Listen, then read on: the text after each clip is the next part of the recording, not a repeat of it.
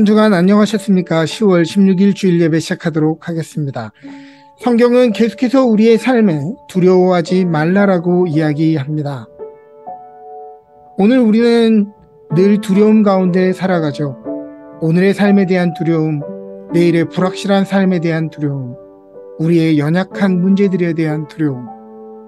그러나 성경이 우리에게 두려워하지 말라라고 이야기하는 것은 우리가 하는 고민과 두려움보다 하나님께서 우리를 향한 걱정이 더 많으시다고 하는 것입니다. 주님이 우리를 향해서 더 많은 생각을 하고 계신다는 거예요. 만약에 자녀가 밥을 못 먹고 있습니다. 그러면 자녀가 더 염려할까요? 부모가 더 염려할까요? 만일 자녀가 아픕니다. 그러면 아픈 자녀가 더 염려할까요? 그것을 바라보는 부모가 더 염려할까요? 양이 풀을 먹는데 그 풀을 먹는 그 양이 이제 얼마 남지 않았습니다. 양이 더 걱정할까요? 목자가 더 걱정할까요? 사랑하는 여러분, 성경은 우리에게 계속해서 우리의 모든 염려를 주께 나아가 던져버리라고 이야기합니다. 우리의 염려함으로는 우리의 길을 한 자도 더하게 할 수 없다고 이야기합니다. 오늘 우리에게 필요한 것, 너무나 평범하고 너무나 당연한 말 같지만 믿음이 필요합니다.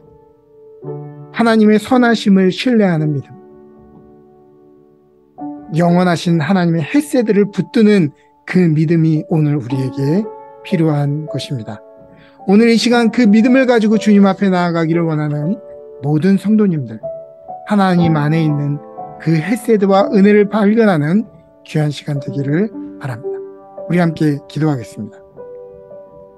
하나님, 오늘 우리가 사는 시대는 무엇에 소망을 두어야 할지 길을 잃기 쉬운 시대입니다. 보이는 위협과 보이지 않는 위협으로 사람들은 너무도 두려워합니다. 세상은 너무도 영악하여져서 사람들은 서로를 속이고 이용하고 서로를 향해 마음이 얼음장같이 식어진 시대입니다. 불법과 거짓 선지자들이 판을 치고 연약한 우리의 믿음을 혼돈케 하는 이들이 너무도 많습니다. 우리도 여러 가지 이유로 우리의 신앙 없음을, 우리의 믿음 없음을 핑계 대기 쉽습니다. 그런데 우리는 우리 열정 없음을 차가운 세상의 탓이라고 돌리고 우리의 헌신 없음을 세상이 교활하다는 탓으로 돌립니다. 군중 속에 우리의 책임을 감추고 복음을 부끄러워하는 시대입니다. 그러나 하나님, 오늘 예수님의 십자가야말로 우리가 하나님 앞에 예배할 수 있는 이유요, 우리의 삶의 힘이요, 삶의 이유임을 고백하오니 이 예배를 통해 다시 한번 복음의 감격과 능력을 회복하는 시간이 되게 하여 주시옵소서. 하나님의 끈질긴 사랑이 또한 세상을 향하는 우리의 끈질긴 사랑으로 변모되게 하시고 매 순간을 은혜 안에서 은혜와 더불어 살아가는 저희 모두가 되게 하여 주옵소서. 오늘 예배 가운데 그 은혜 주실 줄 믿으며 모든 말씀 예수 그리스도 이름으로 감사하며 기도합니다. 아멘.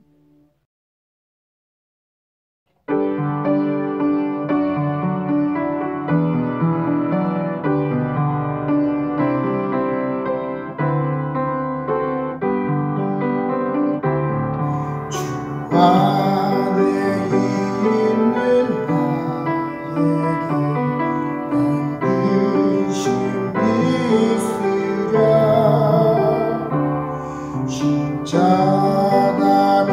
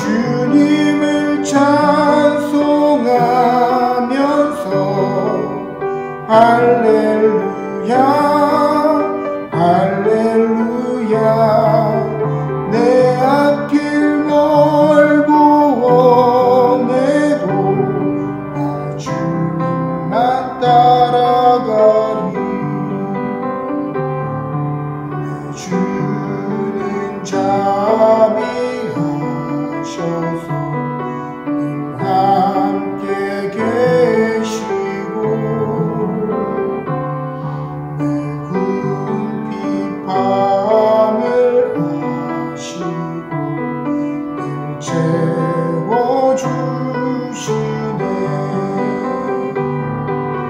주님을 찬송하면서 할렐루야 할렐루야. 내 앞길 멀고 험해도 나 주님만 따라가리. 내 주와 맺은 언약은 영불변하시니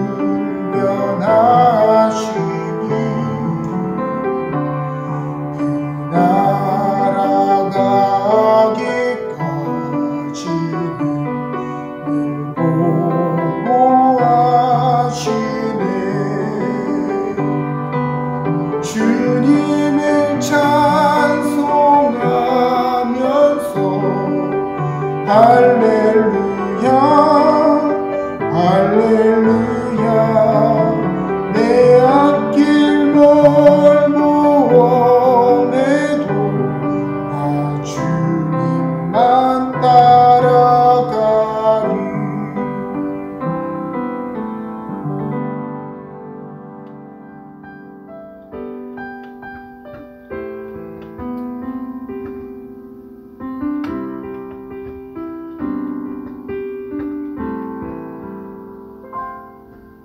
내가 누려왔던 모든 것들이, 내가 지나왔던 모든 시간이, 내가 걸어왔던 모든 순간이 당연한 것 아니라 은혜였소. 아침 해가 뜨고 저녁에 노을, 봄의 꽃향기와 가을의 열매, 변하는 계절의 모든 순간이 당연한 것 아니라 은혜였소. 모든 것이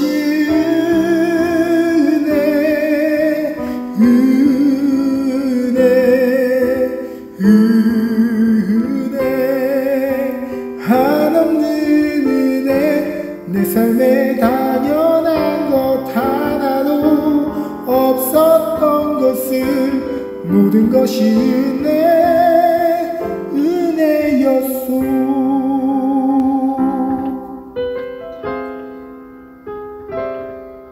내가 이 땅에 태어나 사는 것,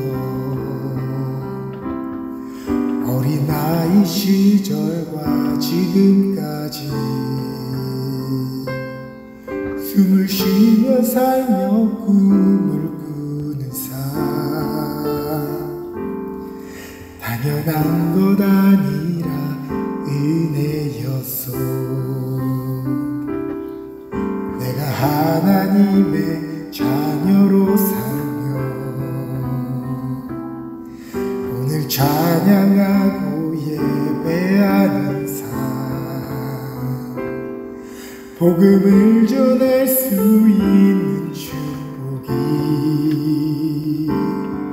당연한 것 아니라 은혜였소. 모든 것이 은혜, 은혜, 은혜. 한없는 은혜. 내 삶에 당연한 것 하나도 없었던 것을 모든 것이 은혜, 은혜였어. 모든 것이 은혜, 은혜, 은혜. 한없는 은혜. 내 삶에 당연한 것 하나도 없었던 것을 모든 것이 은혜, 은혜였소.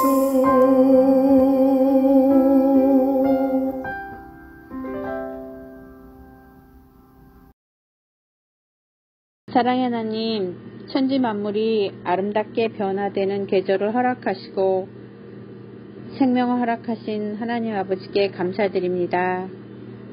오늘 예배의 자리에 겸허한 마음으로 참여하게 인도하심 또한 감사드립니다.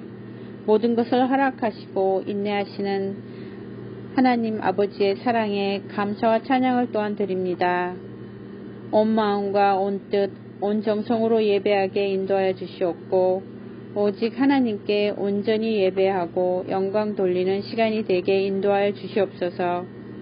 하나님 앞에서 거룩하지 못한 생활들 이 시간 회개합니다. 빛의 자녀들로 살아가야 하지만 세상 속에서 믿음으로 살아가지 못했음을 고백합니다. 긍휼히 여기시고 용서해 주시길 바랍니다. 아직도 코로나로 인하여 많은 이들이 신앙을 떠나거나 예배에 같이 참여하지 못하는 상황입니다. 힘들고 어려운 상황일수록 더욱 하나님께 나아가는 지혜와 용기를 주시기를 원합니다. 은혜교회에 환우가 있습니다. 병마와 싸우는 상은 자매에게 함께하시어 위로와 힘을 주시고 치유와 회복으로 주님께 영광을 돌릴 수 있게 인도하여 주시옵소서. 은혜교회도 목사님과 모든 성도들 주님께 더욱 나아가는 시간들로 인도하여 주시옵고 새로운 힘과 능력으로 주님의 일을 잘 감당하게 인도하여 주시옵소서. 여행 중인 성도들께 함께하여 주시어 무사히 귀향하게 인도하시고 학업과 직장 속에서 모두를 하나님의 자녀로서 빛을 발하며 살게 인도하여 주시옵소서. 오늘 이 시간도 함께해 주실 것을 믿사옵고 거룩하신 예수님의 이름으로 잠시 기도하였습니다. 아멘.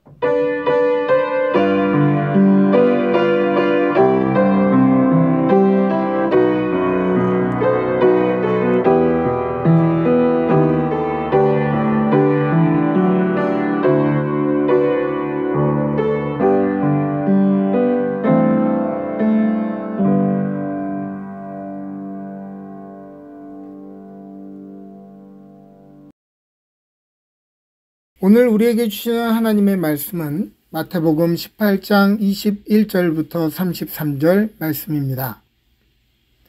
그때 베드로가 나와 이르되 주여 형제가 내게 죄를 범하면 몇 번이나 용서하여 주리이까? 7번까지 하오리이까? 예수께서 이르시되 내게 이르노니 7번뿐 아니라 7번을 70번까지라도 할지니라.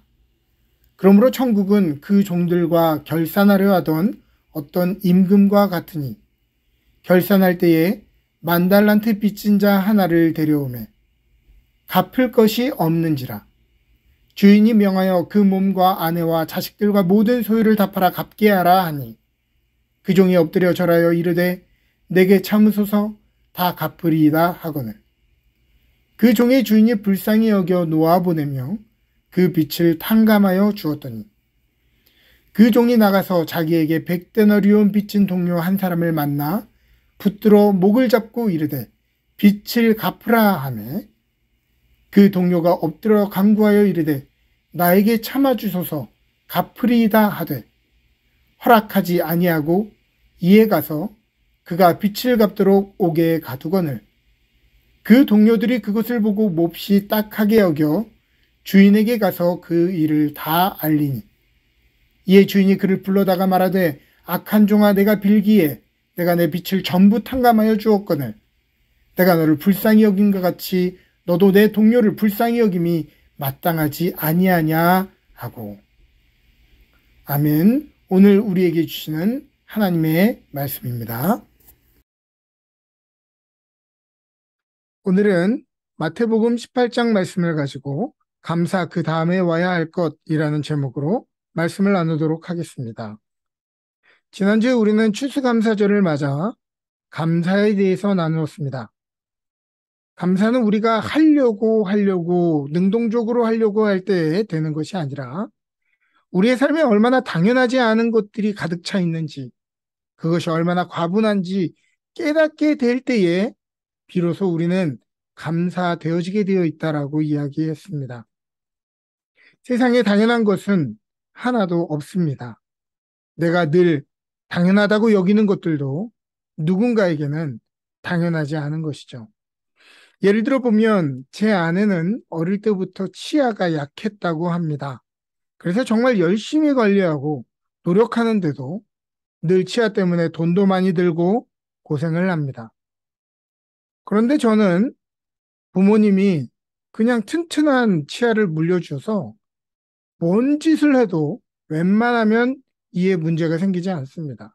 그래서 처음에는 아내가 이 치아로 인해서 고통받는 것이 이해가 되지 않았어요. 저는 살면서 치아로 인해서 고통받은 적이 별로 없으니까요. 내가 당연하다고 여기는 것이 다른 사람에게는 얼마나 불공평할 정도의 혜택인가를 깨달을 때 우리는 당연하다고 생각하는 오늘 우리의 일상들이 얼마나 큰 혜택이며 때로는 부당하기까지 한 행복인지를 깨달을 수 있을 것입니다. 당연하다고 여기는 건강도, 당연히 옆에 있다고 생각하는 가족도, 따뜻하게 쉴 수 있는 집도, 깨끗한 자연과 공기도, 일할 수 있는 일터도 누군가에게는 당연하지 않은 것이죠. 그러므로 큰 힘에는 큰 책임이 따른다고 하는 이 영화의 대사처럼 혜택을 받은 사람은 우리의 삶에 더 많은 책임이 주어졌다는 것을 잊어서는 안 됩니다. 또 오늘 우리가 누리는 것들은 누군가가 대가를 지불했기 때문에 얻은 것임을 우리는 기억해야 합니다. 철없는 자녀들은 자기의 삶에 누리는 것들이 당연히 있어야 되는 것들이라고 생각합니다. 그러나 사실 그것들은 원래부터 있어야 되는 것들이 아니라 그것을 위해 부모가 매일 이른 시간, 똑같은 장소, 똑같은 일을 반복하면서 아주 긴 시간을 보내고 있으며 힘들어도 그 다음날 누더기 같은 몸을 일으켜 일터로 나가고 있다는 것을 모르는 것입니다. 그런데 우리도 부모가 되어 그렇게 돈을 벌고 일을 한 뒤에야 다른 집들보다 능력 없고 보잘것없는 줄 알았고 촌스러워 보였던 우리 부모님이 얼마나 값진 희생과 은혜를 주셨는지 뒤늦게 깨닫고 민망한 마음을 가질 뿐입니다. 우리의 건강도 삶의 터전도 심지어 평범하고 지루한 일상마저도 당연한 것은 하나도 없습니다. 우리는 그저 상환할 수 없는 커다란 사랑의 빛을 쥐고 살아가고 있으며 그 빛을 갚기 위해 살아야 하는 것입니다. 여러분들의 삶을 한번 돌아보시기를 바랍니다. 받을 자격이 없는데 그저 선물로 주어진 것들이 얼마나 많고 당연하지 않은 것을 받았기에 우리의 삶이 얼마나 과분한 긍휼과 혜택 속에 살아가고 있는지를 그것을 깨달을 때 우리는 아찔함과 부끄러움을 느끼게 됩니다. 그리고 이것이 당연한 감사로 이어지게 되고 감사는 내가 감사해 주는 것이 아니라 이것을 깨달을 때 빚진 마음으로 살아갈 수밖에 없는 것, 감사한 마음으로 살아갈 수밖에 없는 것, 그것이 바로 감사의 법칙인 것이죠. 그러면 감사 이후의 삶은 어떻게 되어야 합니까? 오늘의 본문은 우리에게 힌트를 줍니다. 예수님은 오늘 본문을 통해서 묘한 예화 하나를 들어주십니다. 하나님의 나라는 그 종들과 결산하려 하던 어떤 왕의 모습과 같다는 것이죠. 왕이 그 종들과 결산을 하는데 글쎄 이 한 사람, 이 종이 등장하는데 무슨 실수를 했는지 만달란트를 빚졌다고 하는 것입니다. 숫자 감각이 없는 제가 굳이 계산을 해보자면 일용직 성인 남자의 하루 일당이 1데나리온이었으니까 오늘날로 쳐서 이곳 캐나다에서 일용직이 벌 수 있는 돈이 200불이라고 쳐봅시다. 3,000데나리온이 1달란트이기 때문에 200불 곱하기 3,000 하면 얼마인지 아세요? 무려 60만 불입니다. 그런데 만 달란트는 얼마예요? 60만 불 곱하기 만이니까 60억 달러 맞습니까? 혹시 제 계산이 틀리면 정정해 주시기를 바랍니다. 2013년에도 한국에서 금융회사 직원이 이자율을 잘못 기입해서 2분 만에 460억 원의 손해를 보고 회사가 망했다는 이야기를 들었습니다. 오늘날에는 경제적으로 사람들이 큰 돈을 벌 수 있는 기회도 있고 부자들도 많으니까 이것이 가능한 금액처럼 우리에게 보여지긴 하지만 1세기의 만달란트는 우리가 산술적으로 계산하는 것이 의미가 없는 국가의 흥망성쇠가 달린 단위의 금액이었다는 것을 우리는 알게 됩니다. 이것은 개인이 보상할 수 있는 수준의 금액이 아니죠. 어떠한 모양으로든 이 사람의 인생은 끝난 것입니다. 우리가 생각할 때 참 많은 돈을 빚졌구나 생각할 수 있지만 아마도 이 당시의 사람들이 이 예화를 들었다면 단박에 이 이야기의 의도를 알아차렸을 것입니다. 그럼에도 불구하고 아주 놀라운 일이 일어나죠. 마땅히 그의 아내와 자녀와 모든 소유를 압류해야 하건만 이 왕은 종을 불쌍히 여겨 주었다는 것입니다. 이 종이 굉장히 불쌍한 연기를 잘한 것도 아니었고 당위성이 있거나 굉장히 믿을 만해서 기회를 준 것도 아니었습니다.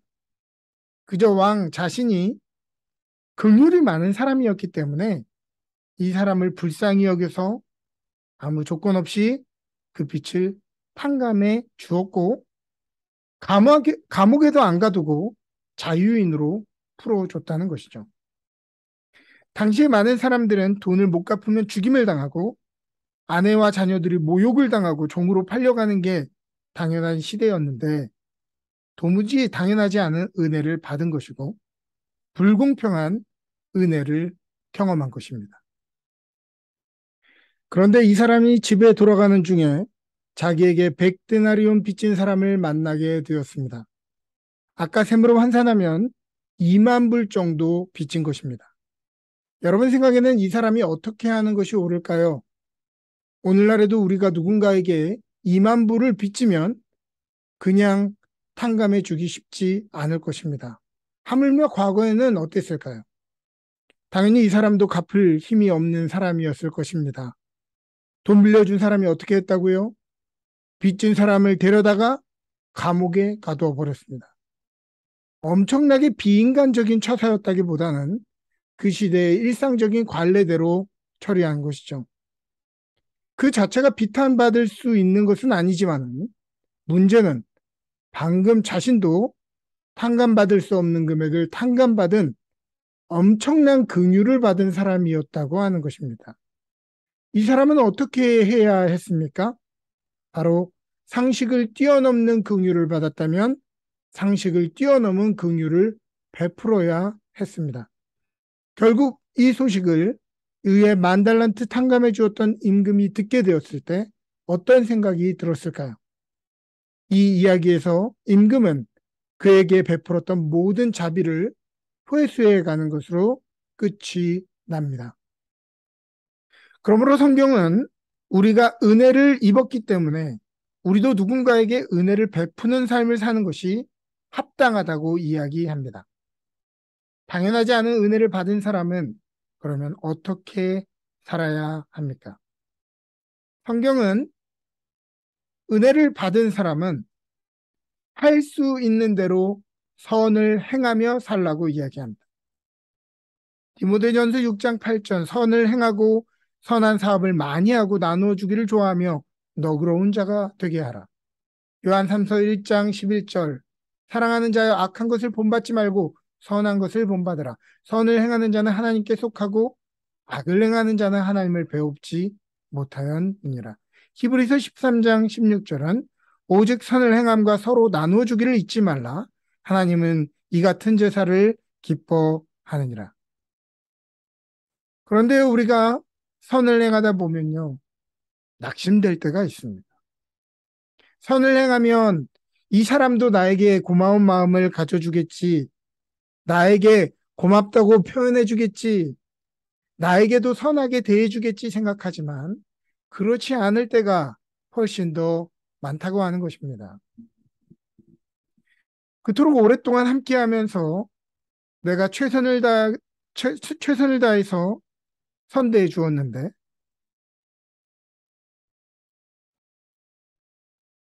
오가는 길에 내 삽이 탈탈 털어가지고 청년들에게 맛있는 음식도 사주고 에, 털어 주었는데 떠날 때는 언제 그랬냐는 듯이 얼굴도 안 보고 인사도 안 하고 쌩하니 떠나버릴 때가 많은 것입니다.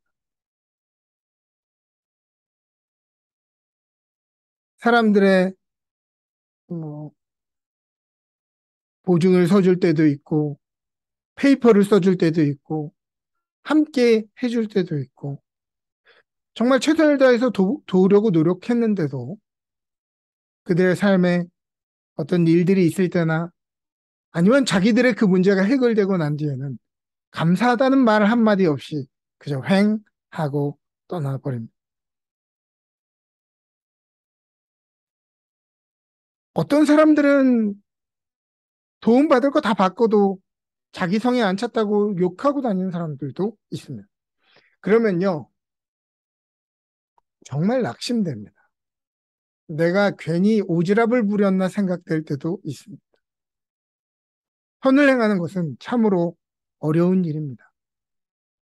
그뿐 아니죠.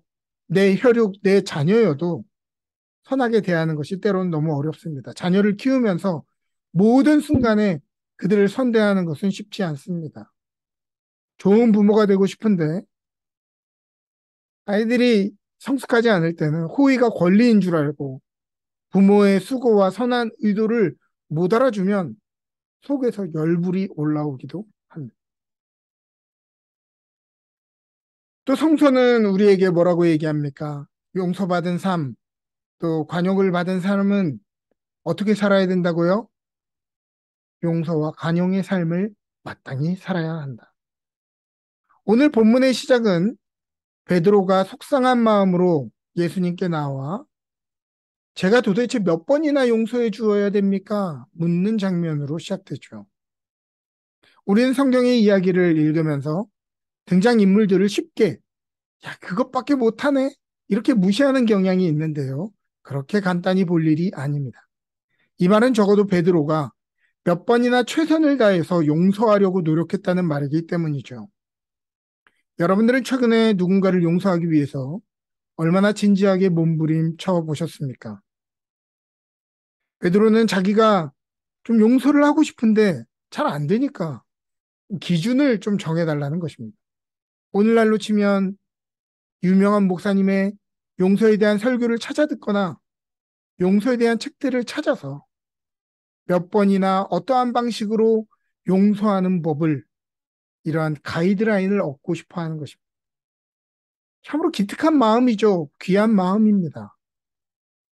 그런데 예수님은 베드로가 배우기를 원했던 기준을 부서뜨려 버립니다. 7번이 아니라 7번을 70번까지라도 하라는 것이죠. 이것은 단순히 7 곱하기 70을 하라는 것이 아니라 계속해서 용서해야 된다는 것입니다. 많은 사람들은 이 이야기를 듣고, 아, 그렇지. 이건 인간이 지킬 수 있는 기준이 아니야. 나는 예수님이 아니니까. 이대로는 못하겠다. 이렇게 생각하고 성경이 이야기하는 용서의 기준이 아니라 조금 더 현실적인 조언을 해주는 유명인들의 말이나 책들을 기웃거리면서 용서에 대한 가이드라인을 찾을 때가 우리는 많은 것입니다. 누군가 나에게 상처 준 사람을 용서하는 것, 이것은 참으로 어려운 일입니다.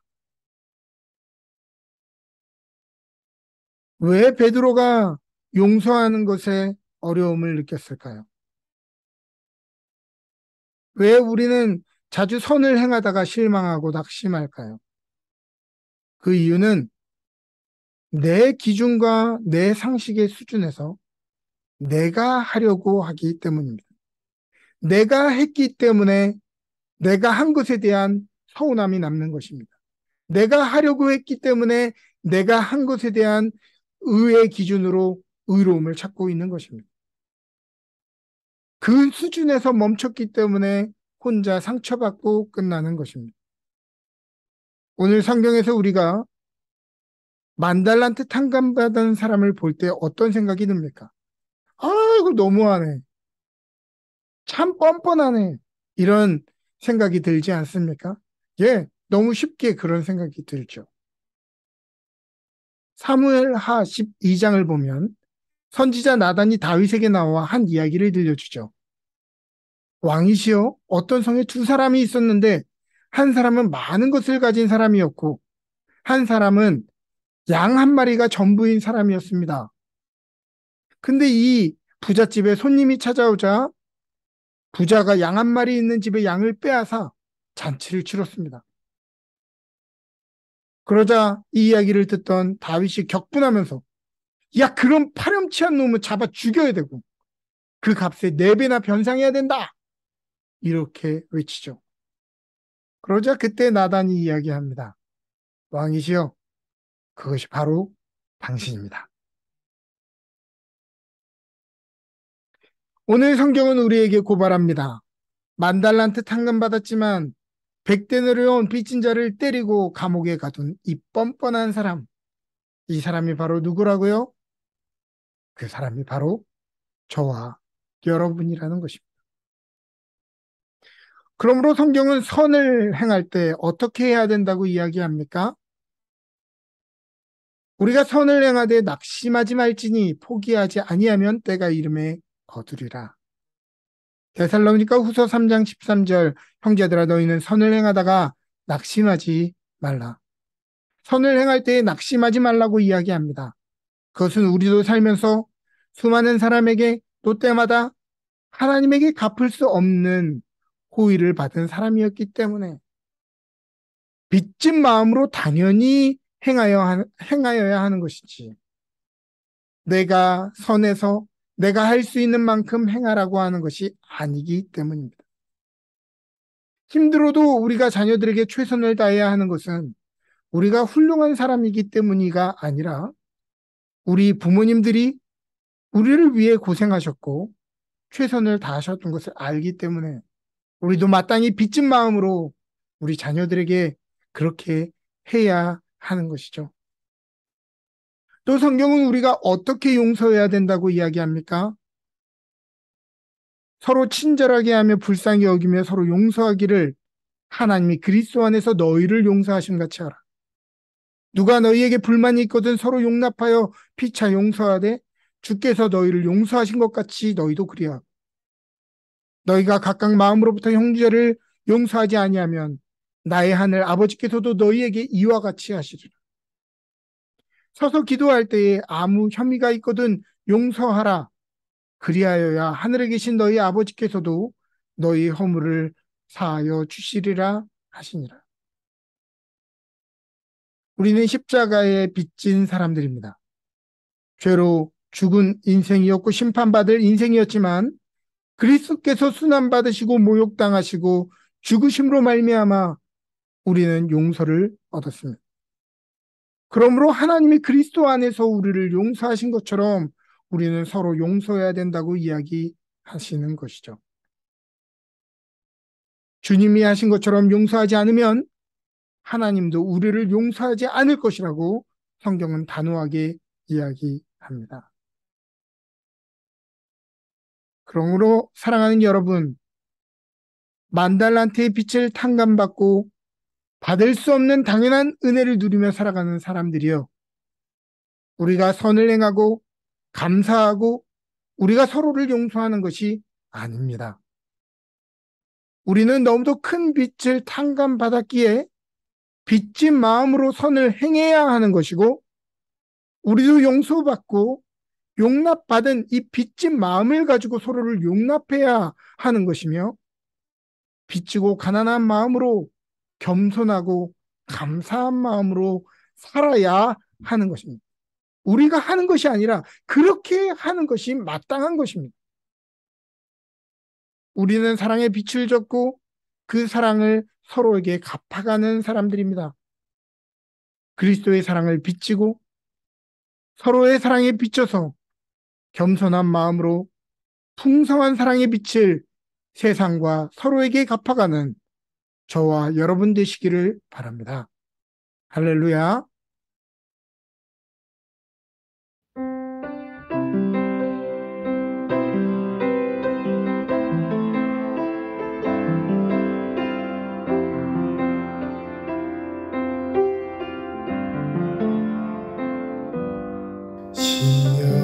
심령이 가난한 자는 천국이 저희 것이요 애통하는 자는 복 있네 위로를 받을 것이요 온유한 자 복이 있나니 땅을 기업으로 받겠네 의에 줄이고 목마른 자는 저희 배부를 것이요 긍휼히 여기는 자는 긍휼히 여김 받겠네 마음이 정결한 자는 하나님을 볼 것이요 화평케 하는 자는 하나님의 아들이라 일컫네 의를 위하여 핍박받는 자 정국이 저희 것이라 내게도 주소서 내가 복을 받기 원하네 오 내 주여 주소서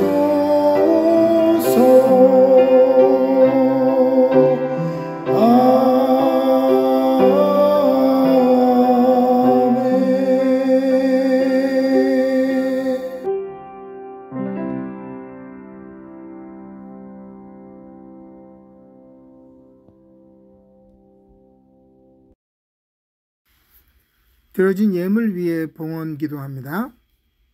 아벨과 아벨의 제물을 받으신 주님, 이 시간 드려진 헌금뿐 아니라 우리의 지나온 시간도 오늘의 삶도 미래의 소망도 우리의 생명도 주님 앞에 올려드립니다. 우리 제물의 일부분이 주님의 것이 아니라 주님의 형상이 새겨진 우리의 인생 자체가 주님의 것임을 고백합니다. 오늘날 사람들은 돈을 사랑하고 돈이 행복이 되고 돈이 권위가 되고 돈이 안정감이 되는 이 시대 속에서 이렇게 성물을 구분하여 올려드림이 영적인 전쟁이요 주님께 우리의 삶의 권위를 돌려드리는 믿음의 고백임을 기억하게 하시고 이 예물을 드리는 이들의 귀한 마음에 이생의 복과 영생의 복을 풍성히 경험케 하여 주옵소서. 간절히 바라옵기는 오늘 병상에서 하나님의 은총을 바라는 사랑하는 주님의 딸 상은자매와 가족들을 능력으로 붙들어 주옵소서. 진찰하는 의사들에게 지혜를 주셔서 정확한 병명과 치료 방법이 빠르게 발견되게 하시고 깨끗하게 완치될 수 있도록 은혜를 베풀어 주옵소서.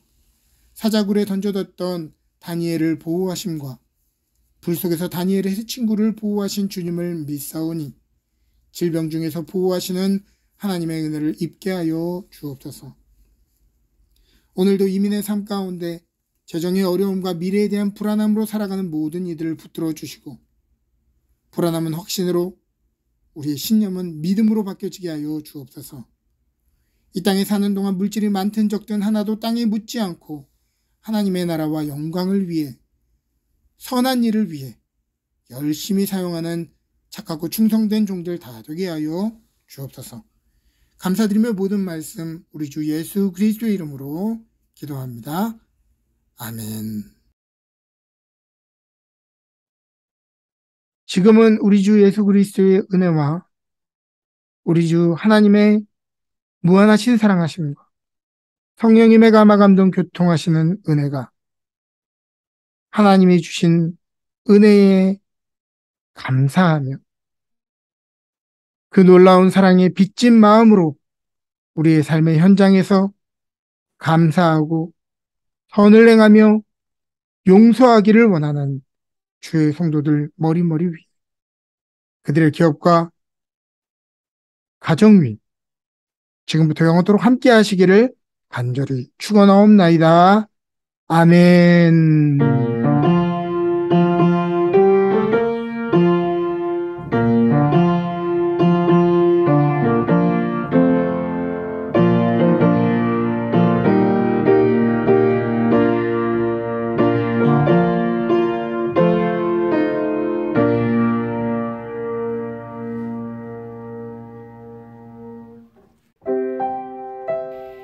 광고 말씀 드리도록 하겠습니다.